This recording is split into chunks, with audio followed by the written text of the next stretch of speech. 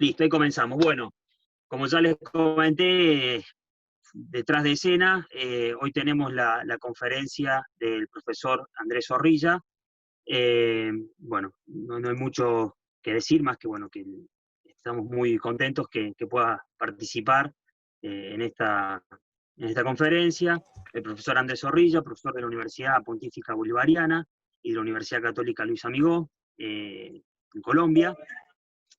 Bueno, nos va a presentar, digamos, va a exponer sobre su conferencia, digamos, reflexiones en torno a una agenda formativa para la paz.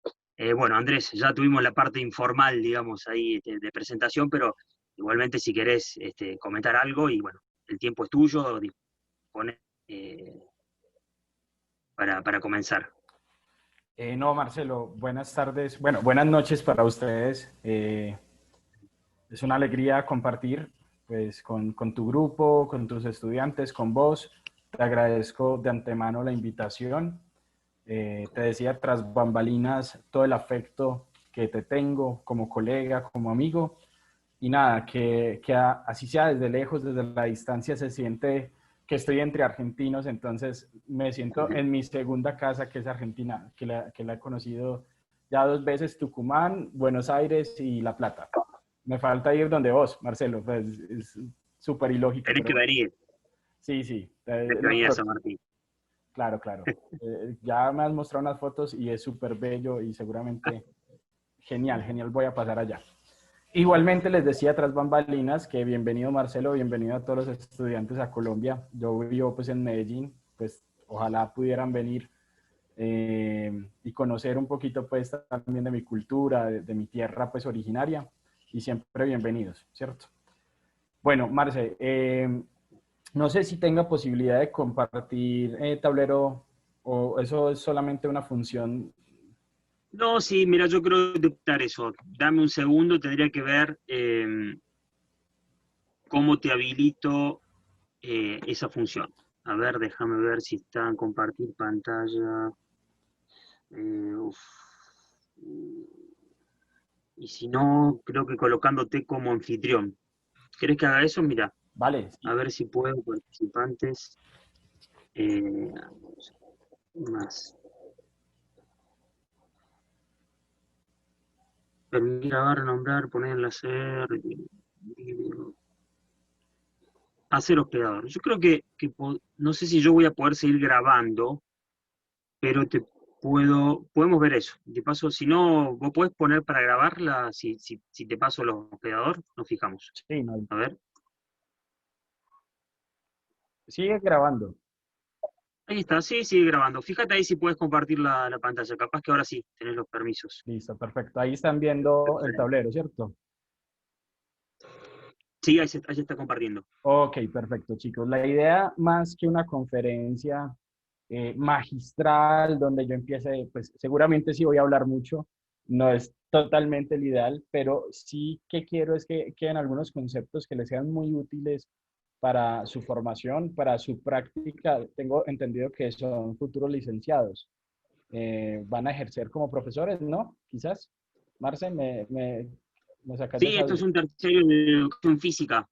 Sí, Ya, perfecto. Entonces, parado. y de algún modo he tratado de que el discurso sobresalga y sea relevante en donde ustedes en educación física son vitales, no solamente para el desarrollo humano, sino para la democracia.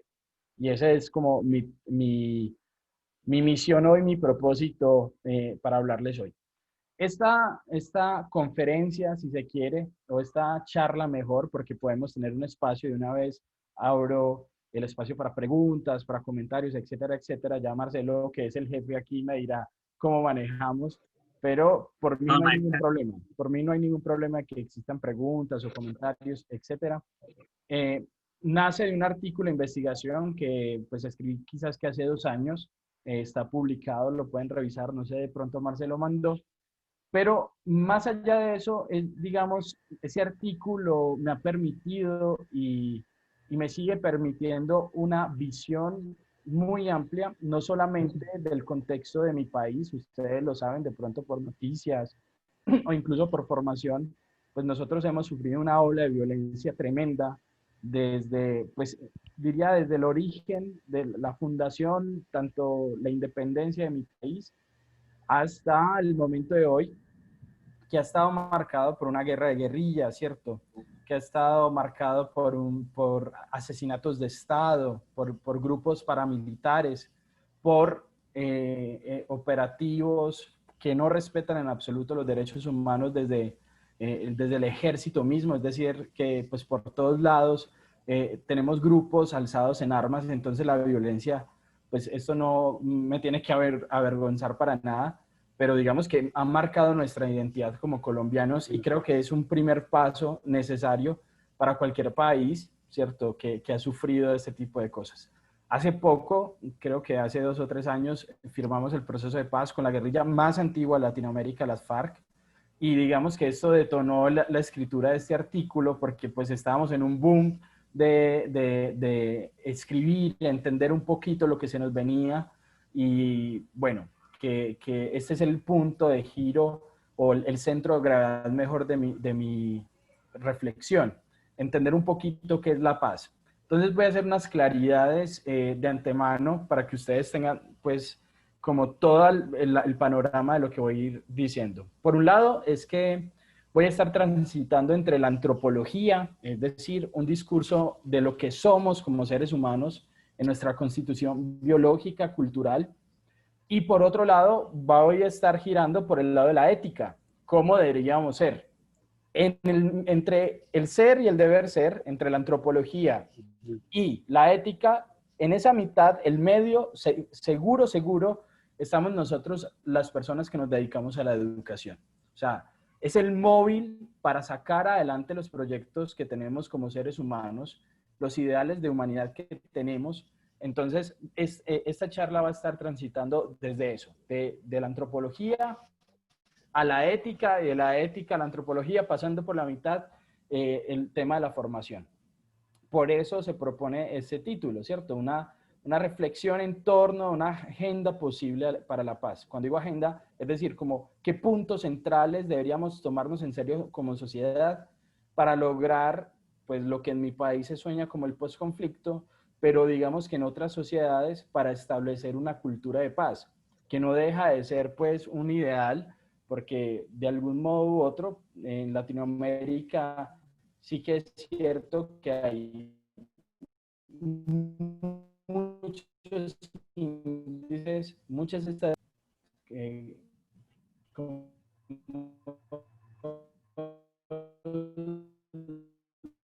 lo llamarán allá, bueno, crímenes pasionales, o violencia entre vecinos, ¿cierto? Una incapacidad de deliberar y solucionar los problemas de manera pacífica. Entonces, digamos que eso es un deber, un pendiente que tenemos en Latinoamérica, y no solamente por cultura de paz, sino pues también estamos en un asunto de desigualdad que va a ser un exacerbante de la violencia. Pero quisiera empezar precisamente con eso, digamos desde una parte formal, diciendo, hombre, ¿cómo podemos entender paz? ¿Cómo podemos entender paz? Al menos de manera muy formal podemos dar 3 definiciones o por lo menos 3 manifestaciones de la paz. Por un lado, podemos decir que la paz es ausencia de violencia física, que es la más común y la que pues tenemos como en mente. O sea, un país en paz es donde no hay guerras, por ejemplo. Pero que no es solo eso, no solamente es que no exista un conflicto bélico entre unas partes, sino que hay un segundo concepto que sería paz como ausencia de injusticia sistemática. Es decir, la paz no solamente tiene que ver con cuestiones de guerra, sino que tiene que ver, por ejemplo, en cómo los estados tratan a sus ciudadanos y sus ciudadanos cuidan las instituciones sociopolíticas. Seguro, Bueno, claro, el funcionamiento cotidiano de la sociedad. claro, Franco, Totalmente. efectivamente. Y un tercero, que quizás sea el meollo de esta conversación, es ausencia de prácticas culturales violentas. Es decir, cuando lo ponemos ya no en términos de alguien que tiene un arma en mano y se disparan entre ellos, sino que entre ciudadanos desarmados, entre civiles, nosotros podemos tener prácticas culturales violentas, ¿cierto? ¿Qué es la paz? Pues la paz es una ausencia de esas prácticas violentas a fin de cuentas. Esos tres niveles es de Galtung, uno de los padres teóricos pues, de las teorías de paz, y corresponden cada una, la ausencia de violencia física a la violencia entendida como violencia directa, la segunda como violencia estructural y la tercera violencia cultural. Nosotros nos vamos a centrar en la violencia cultural. No es que no sea importante lo otro, efectivamente es demasiado importante. No puede haber paz sin justicia, ¿cierto? No puede haber paz si, por ejemplo, existen grupos armados al margen de la ley, oficiales o extraoficiales, que estén luchando y combatiendo entre ellos. Pues es lamentable siempre pues, ser embajador de estas noticias, pero recuerden que Colombia, por ejemplo, es el país con mayor desplazamiento interno. O sea, literalmente aquí la gente se tenía que desplazar y por el gobierno que tenemos de turno, que eso es otro tema para no amargarnos la noche, éramos poblaciones que se tenían que desplazar. Aquí el campo quedó totalmente desolado, por eso hay una sobrepoblación en la ciudad, porque en el campo no se podía vivir, porque los paramilitares, la guerrilla y los militares están en un enfrentamiento constante. O sea, es imposible tener paz en esa situación. Pero sí que es cierto que me interesa que nos centremos en entender pues cómo la paz tiene que ver con violencia cultural, o mejor, con su ausencia. Para ello, entonces, tenemos que hacer una definición muy formal, y a riesgo de que pueda existir alguien aquí que sepa mucho de antropología o un antropólogo y me tire una piedra por ser tan beligerante en el tratamiento de los datos, pero tenemos que decir que es cultura, ¿cierto? Porque pues si es violencia cultural, ¿qué entendemos por cultura? Yo les voy a proponer una definición clásica que viene de Tyler, la definición clásica de la antropología, que entiende cultura como un entramado complejo de prácticas, pautas de conducta, reglas, creencias, que yo las resumo, como lo hace también Clifford Geertz, como cultura es simplemente prácticas discursivas, ¿cierto? Prácticas discursivas. Es decir, todo lo que se hace dice algo y todo lo que yo digo hace algo, ¿cierto? Eso es una práctica discursiva. Esa es la cultura. Creo estar de acuerdo. Quería saludarte y claro, creo que tiene que ver con esto del lenguaje, de qué transmitimos con el lenguaje desde el día a día y muy interesante, la verdad que bueno que nos estés acompañando. Franco, gracias por tu amabilidad. No me extraña un argentino, de verdad. Muchas gracias. Efectivamente, tiene que, y das un elemento nuevo, Franco, pues que no había mencionado. No solamente son prácticas, cuando me refiero a prácticas, piénsense en diferentes cosas. Por ejemplo, ¿cómo nos saludamos? Los occidentales somos, hermano, por ejemplo, acá en Colombia, parce, ¿qué más? El abrazo, no sé qué.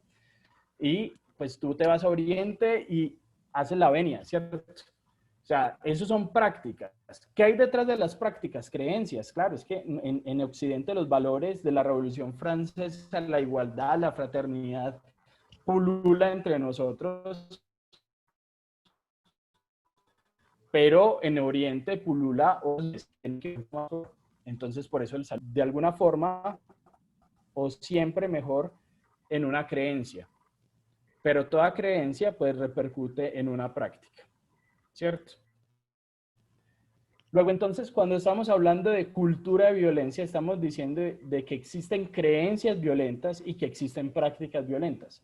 Eso es lo que estamos diciendo con este concepto de violencia cultural. Pero chicos y chicas, en medio, ¿cierto? Bueno, y que es un elemento que trae a Franco, estas prácticas, estas creencias son aprendidas, sí o sí. La cultura se entiende, recuerden, por el proceso de enculturación. Es decir, que los más viejos y los más expertos le enseñan a los más chicos y los más inexpertos un acervo de prácticas y creencias. Eso hay que tenerlo claro. La cultura siempre es mediada por la enseñanza. Y aquí pues la importancia de nosotros que ejercemos y ejercerán todo el tema docente. Pero en medio de esas prácticas y creencias que se enseñan, hay un elemento que es fundamental y que las personas que se dedican al tema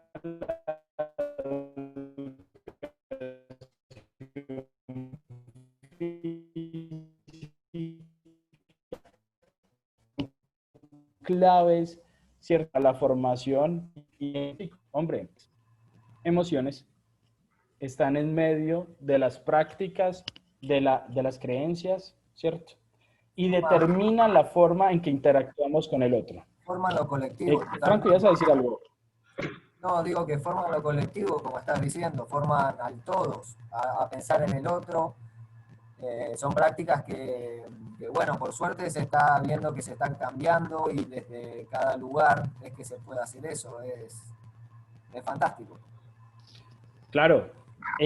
Pero aquí antes, o sea, tú afirmas algo que es cierto, las emociones se pueden cambiar, pero no siempre lo pensamos así. O sea, digamos que eso es una cierta novedad en el discurso académico, en el discurso cultural, si se quiere.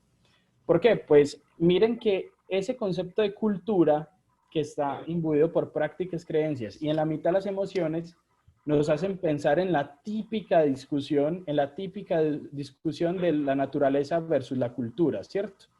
Porque pues no hay que negar que los seres humanos tenemos o somos parte del reino animal, somos otros animales más. Yo le creo demasiado a Darwin cuando nos quita ese ego de creernos pues como un animal recontra, superior, divino, qué sé yo. No, realmente somos animales con una cierta complejidad, pero al final de cuentas animales que hacemos parte de ese acervo, de esa información mínima que es transmitida por los genes. Pero más que centrarme en eso, chicos, yo quiero que quede algo muy claro y es que si bien somos naturaleza y si bien somos cultura, la naturaleza nos condiciona, pero no nos determina. Y esto va a ser importante, ahorita lo van a ver porque es importante. O sea, hay que tener en mente que ni la naturaleza nos determina, solo nos condiciona, ¿cierto? Por ejemplo, pues sabemos por estudios psicológicos que existe la diferencia entre temperamento y carácter. Hay gente como Marcelo que nació siendo muy bonachón, muy buena gente, pero hay otros un poquito más amargados, ¿cierto? Y es una cuestión de temperamento, una cosa que está en su disposición. Obviamente que cada uno puede formar su personalidad, su identidad y la toma por la cultura. Pero digamos que hay un punto de partida siempre que es la naturaleza y por el otro lado la cultura. Tampoco la cultura nos determina, solo nos condiciona, haciéndonos pensar pues que, chicos, lo único que nos determina es nuestra libertad. Es la suma de las dos cosas, de los dos puntos de partida, la condición natural y la condición cultural. Pero el sujeto individual, aquí rescato mucho al buen Sabater en sus primeros años, cuando no era divulgador, sino que se dedicaba como a hacer una filosofía en un libro que se llama El valor de elegir, que efectivamente muestra cómo, pues, más allá de todas las imposiciones estructurales sociales que tengamos, más de las imposiciones biológicas que tengamos encima, pues a final de cuentas nosotros podemos elegir, y si no pudiéramos elegir, pues la educación no serviría para nada, así de sencillo, porque el punto de partida de la formación es la moldeabilidad que tenemos. ¿Y cómo nos podemos moldear? A partir de la decisión y la elección propia.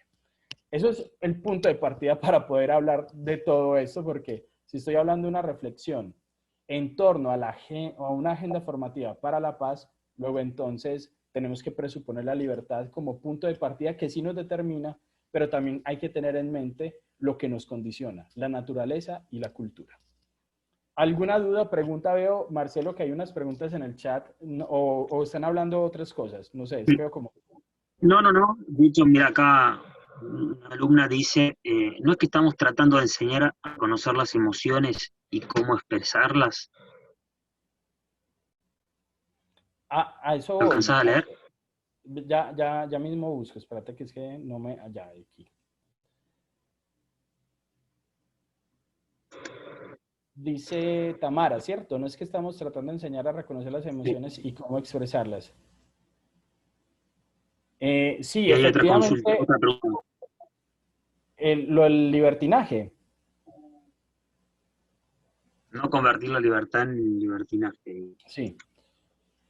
Ya eso entra aquí Marcelo con Kant y todo para tratar de dirimir la libertad entre, pues la libertad siempre se mueve entre el querer, el deber y el poder. Esos son los tres puntos de la libertad, ¿cierto? Querer, poder y deber.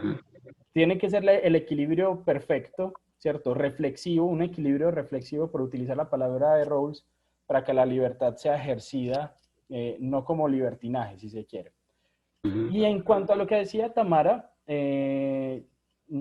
precisamente quiero llegar a ese punto y ya tú, Tamara, me dirás qué piensas al respecto, porque empecé diciendo esto de la naturaleza de la cultura, porque es que hay que ver la naturaleza de las emociones, ¿cierto? A ver, yo hago una pregunta que puede ser muy obvia y es, bueno, ¿las emociones son racionales o irracionales? Pues yo veo que si Marcelo ve perder al River, las emociones son muy irracionales.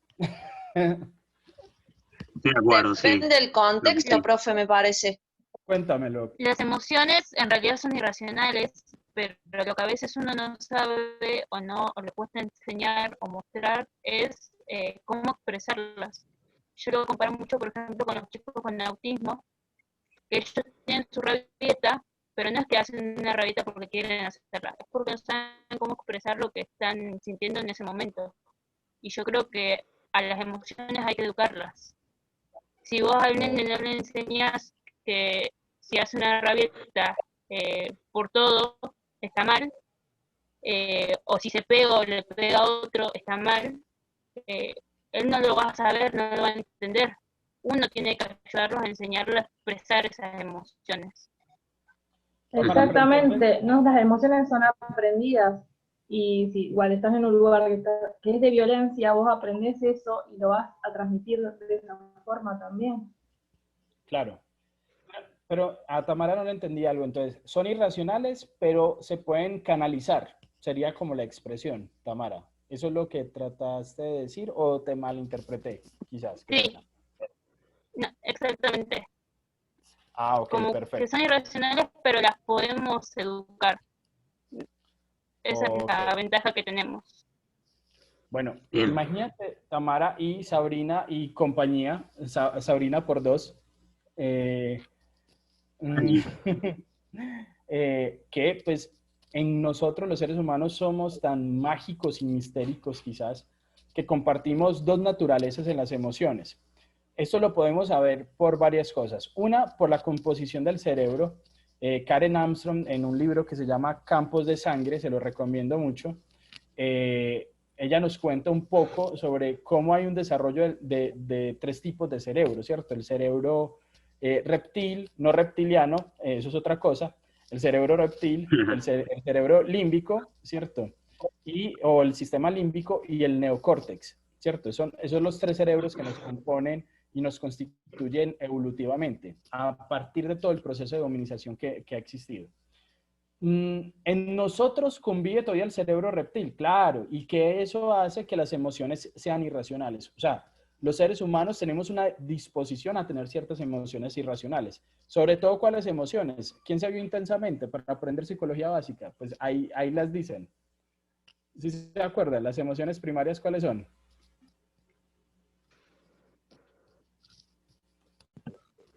Amor, el odio. La frustración, Alegría. el La enojo. tristeza, Ajá. Acuérdense de los muñequitos, si se vieron Inside Out. Intensamente. Ajá. Sí. Furia, ¿no era? Ira, sí, furia, está bien. Ajá. Ira, Miedo. desagrado. Miedo y desagrado, o que se llama asco, repugnancia, ¿cierto? Bueno, chicos, el que hizo la película tuvo que estudiar a un tipo que se llama Paul Ekman, el papá de la teoría de las emociones. De hecho, les faltó uno, que es el asombro. El asombro es otra emoción básica o primaria. En nosotros conviven estas emociones primarias, claro, y son irreflexivas y por eso son irracionales. ¿Cómo así que irreflexivas? Tú a estas emociones, para que se activen, no le tienes que dar mucha razón. Te voy a poner un ejemplo, no sé, de más que aplica allá, que uno va manejando o uno va en un carro, ¿cierto? Y luego ve que viene un carro, un motofantasma, y uno tiene que hacer esta acción como inmediata. Tú no tuviste que hacer una reflexión kantiana de por qué debí voltear hacia el otro lado. Nada, el cuerpo se activó en un momentico, ¿cierto? Así, en una fracción. Pues bien, el miedo, ¿cierto? El miedo que en este caso fue lo que alentó esta acción, hace parte de nuestra naturaleza, de nuestro pensar rápido. Esto lo dice un autor, Ken Kahneman, se llama, si mal no recuerdo, si algo ahorita busco, o buscamos porque se me está yendo como el nombre. Él plantea que el cerebro humano, es decir, toda la disposición fisiológica, siempre está entre un pensar rápido, es decir, un uso de las emociones irracionales. Cuando uno, por ejemplo, por ira, si uno ve que a un familiar tuyo le están haciendo daño, uno no piensa en las cosas, simplemente el cuerpo se dispone, ¿cierto? Y toda la fisionomía, recuerden que las emociones son universales en ese sentido, y es muy interesante eso, porque pues no hay cultura humana donde, por ejemplo, no se sonríe así, ¿cierto? Como mirando así, o que cuando tú tienes ira, empiezas a resoplar para que entre más oxígeno más rápidamente y a empuñar las manos, ¿cierto? Y eso tú no lo piensas, eso está contigo, es natural. Y vas y te enfrentas y, hey, ¿qué pasó? ¿Cierto? Y bueno, el caso. Pero, hay otro lado de las emociones humanas que son las emociones con un sentido racional. ¿Y por qué hay un sentido racional? Hombre, porque hay un juicio cognitivo de fondo. Es decir, hay una creencia que detona la emoción. Y normalmente están dadas en las emociones secundarias, también en las primarias, obviamente. Pero, por ejemplo, una emoción secundaria que es muy maluca. Los celos. ¿A quién no le ha dado celos aquí? Cuenten. ¿Quién es el celoso del grupo? Sabrina miró a la amiguita. No sé por qué. Ahí hay algo raro. Bueno, los celos no se detonan de manera automática. Los celos no es como la alegría o la tristeza, la ira, el asco que siente un bebé cuando ve algo y hace así. No, eso no se detona automático. Los celos necesitan tener un juicio cognitivo. Ponele esto, que tu novio te llama y te dice, amor, me voy a ir para una finca y ahí va a estar mi ex. Bueno, primero que hay una suma de emociones, que es la ira, ¿cierto? Que es la ira y el miedo, ¿cierto? Ahí es como la teoría de los colores, así funcionan las emociones. Ira y miedo sacan celos, ¿cierto? Y que no salen de la nada, sino que salen a partir de una creencia. ¿Cuál creencia? Una, pues la inseguridad que tú tienes en ti mismo. Dos, ¿cierto? La posible desconfianza que puedas tener. O sea, la creencia que activa eso es, van a estar en una finca solo tomando Fernet, no, o sea, no cuadra y entonces se disparan los celos. Esto que yo les cuento así súper, no sé, informalmente, es el fundamento real de lo que podemos trabajar nosotros como formadores para generar una cultura de paz. Este es el punto de partida realmente. No sé si hasta aquí tengan alguna duda. Veo en el chat también algunos comentarios, quizás ya los reviso.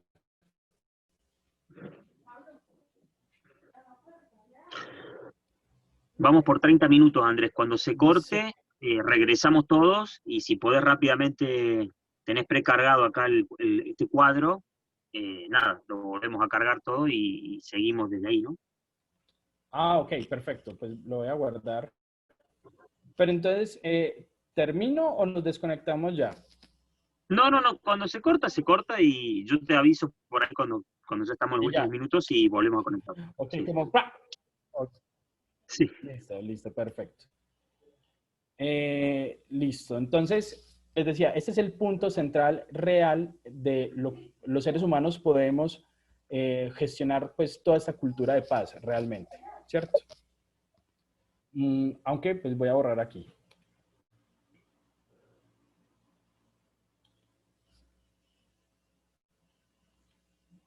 Si las emociones son racionales,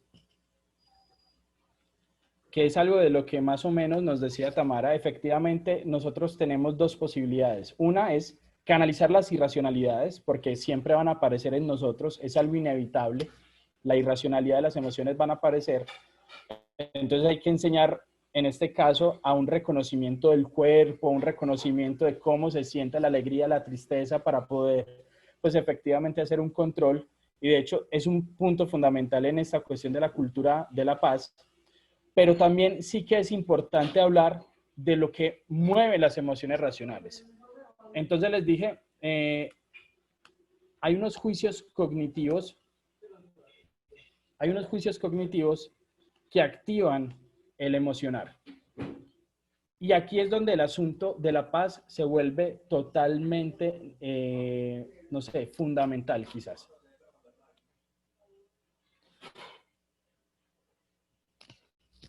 Bueno, chicos. Resulta, o sea, tenía que hablar todas de las emociones para dejar el piso plantado, suficientemente plantado, para poder avanzar en lo que pues pasa en Colombia y lo que el pragmatismo, que es donde me estoy parando para hablar, explica cómo es la violencia, ¿cierto? Sobre todo la violencia cultural. La violencia cultural, ojo, o sea, ponerlo así para que vaya siendo claro. Tenía que hacer toda esta explicación para llegar al centro de las emociones son racionales, pero entonces hay que explicar cómo ese asunto de que las emociones son racionales se convierten al mismo tiempo en una suerte de violencia cultural o por qué se complementan mutuamente. Chicos, la violencia cultural está dada sobre todo por esquemas inmunitarios de la vida social. ¿Saben qué es lo inmunitario? Me imagino que sí. Ustedes hasta sabrán más que yo de eso. El esquema inmunitario, más allá pues de lo que puede ser una explicación biológica, pongámoslo así, dentro del mundo social, como la propensión de que exista una unidad versus, o sea, una unidad identitaria versus un agente patógeno. ¿Cierto? ¿Cómo así? Se los voy a poner así tan sencillo. Nosotros, los hinchas de River versus los hinchas de Boca. O sea, nosotros, los que compartimos una serie de creencias, emociones y prácticas, símbolos además, versus un agente patógeno. No estoy diciendo que los del Boca son un agente patógeno, ojo, ojo, no se malinterprete, por favor. Sino que... Decilo. No, yo que Tamara me está haciendo mala cara, ella es hincha del Boca. Oh, ¿sí ves? Oh, que me he metido en un lío. ¿Yo por qué hablo de fútbol con argentinos? Esto no puede ser. Es la mayor imprudencia que he cometido. No, pero no. Quiero decir lo siguiente, eso. Que cuando existe violencia cultural, ustedes saben, ustedes también han vivido procesos de violencia entre barras, ¿cierto? De discursos exacerbados de violencia, que hay personas que se matan por un equipo. Pues, ¿cómo se entiende esa violencia? Se entiende porque hay un esquema inmunitario mediando en su interacción. Es decir, yo soy una unidad identitaria, y yo te veo a ti como un agente patógeno, te veo como el coronavirus, literalmente. Y de hecho, les voy a dar algunos casos de cómo esta visión inmunitaria está muy ligado con las emociones racionales de las que estamos hablando. La verdad, pido excusas por los ejemplos, pero son ejemplos reales. No es que yo los crea, los defienda en absoluto, hago la claridad. Quiero contarles de lo que fue un senador de mi país cuando estaba hablando sobre el matrimonio igualitario. Había una discusión sobre la posibilidad de que los homosexuales se pudieran casar. Eso hasta hace poco no era legal en mi país. El caso es que un día, en una plenaria del Senado, este senador va diciendo, no, aprobar el matrimonio homosexual es alcahuetear. Allá utilizan la palabra alcahuetear. ¿La conocen? Sí, sí. Ok, ojalá que sea el mismo uso. Pues como ser permisivo con un sexo asquerosamente excremental. Así dijo el senador en medio del Senado. Cuando él dijo eso, ¿a qué emoción estaba haciendo alusión? ¿Al asco? Sí, al asco. Al asco. Claro, al asco. Y ahí es donde racismo de las estos días. emociones, claro, el racismo, el sexismo, el machismo, tienen una fuerte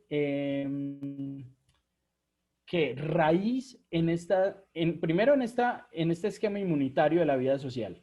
O sea, de que yo, por ejemplo, el blanco, aunque no soy blanco, yo sí soy morenito, no soy como Marce, que es el propio blancuzco, pero yo que soy morenito, podría decir, bueno, yo el moreno versus el blanco, o él, todo lo contrario. Que de hecho uno escucha los comentarios racistas, están muy relacionados con el asco y la repugnancia. Es que los negros huelen feo, es que huelen maluco, ¿cierto?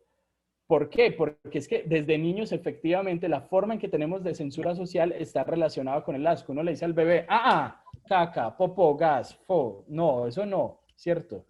Y asimismo nosotros aplicamos eso dentro de la vida social, una suerte de esquemas de relacionamiento desde el asco, desde el miedo.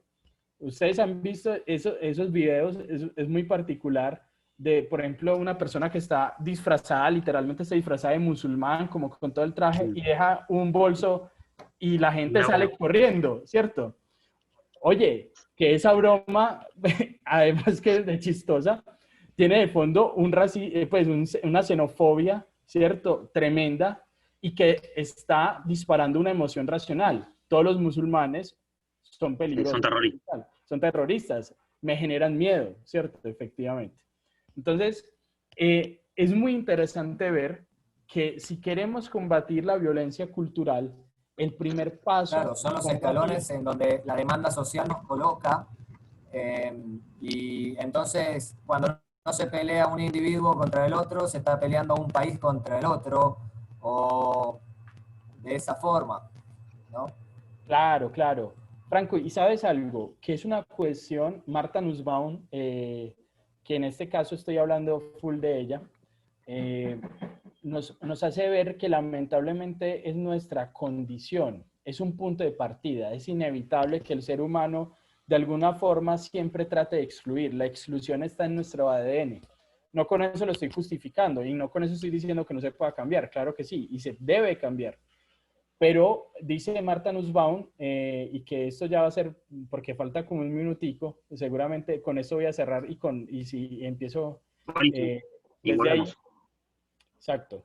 Es que Nussbaum explica que el fundamento de la humillación, es decir, toda exclusión es una forma de humillación, el hacer sentir vergüenza al otro de lo que es hacerlo sonrojar, citando a Adam Smith, lo dice Marta Nussbaum, parte incluso, según la psicología dinámica, de la psicología cognitiva, de una propensión que tenemos desde nuestro nacimiento, por la ruptura que existe entre que estamos no en el embrión, en la placenta, qué pena, en la placenta, y salimos. Pero yo creo que tengo que parar aquí porque si no me pongo nervioso, entonces volvemos a empezar mejor. Profe, sería como una satisfacción que le da al ser humano de hacer eso, de sentir mal al otro, de hacerlo sonrojar y todas esas cosas.